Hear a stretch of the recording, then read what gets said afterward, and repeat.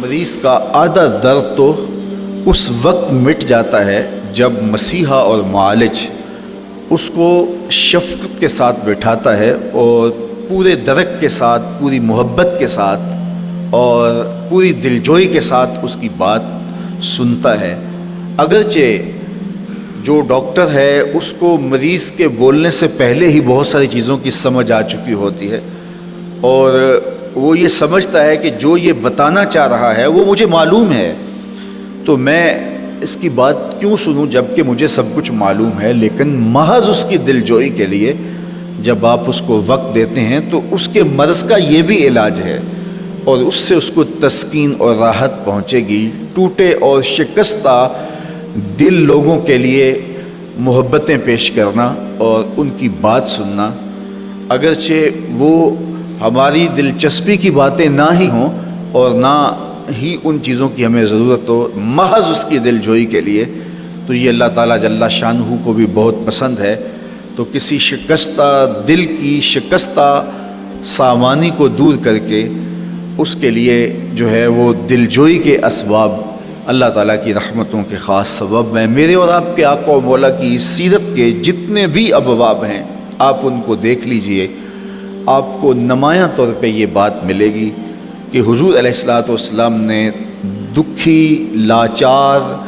اور وہ لوگ جن کا کوئی پرسان حال نہیں تھا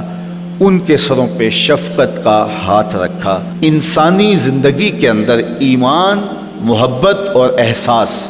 یہ تین چیزیں ہیں۔ اگر تین چیزیں انسانی زندگی میں شامل ہو جائیں تو پھر وہ زندگی کا جمال حاصل کر لیتا ہے اور زندگی کا نور پا لیتا ہے، اور اگر زندگی میں احساس، محبت اور ایمان کی دولت نہیں ہے تو تمام تر صلاحیتوں، تمام تر آسودگیوں کے باوصف انسان انسانی جوہر سے خالی اور انسانی نور سے محروم ہے۔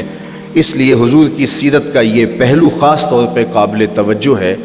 کہ ہم اپنے معاشرے کے ان لوگوں کے درد بانٹیں جو بیچارے ناآسودہ ہیں، جو دکھی ہیں۔ بعض اوقات میرے اور آپ کے دو بول کسی کے دکھ کو مٹا دیتے ہیں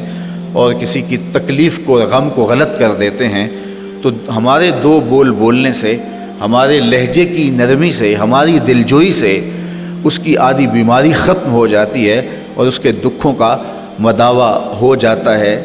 اس کائنات کے اندر پھیلے ہوئے دکھوں کو ہم سمیٹ نہیں سکتے، لیکن ایک دکھ ہوتا ہے، بیماری ہوتی ہے، ایک اس کی تلخی اور اس کی تکلیف ہوتی ہے۔ ہم کم از کم ان تلخیوں کو تو فوراً ختم کر سکتے ہیں، اور اگر معاشرے کے اندر یہ احساس پھیل جائے ہے کہ ہم معاشرے کے اندر پھیلی ہوئی تلخیوں کو دور کرنے کی کوشش کرنی ہے تو اس کے لیے کوئی قیمت نہیں لگتی، اس کے لیے کوئی محنت نہیں لگتی۔ اللہ حضور کی سیرت کے اس پہلو کو ہمیں اپنی روحوں میں اتارنے کی توفیقات سے مالا مال کرے اور دنیا آخرت کی بہاریں اللہ ہماری روحوں میں اتار دے۔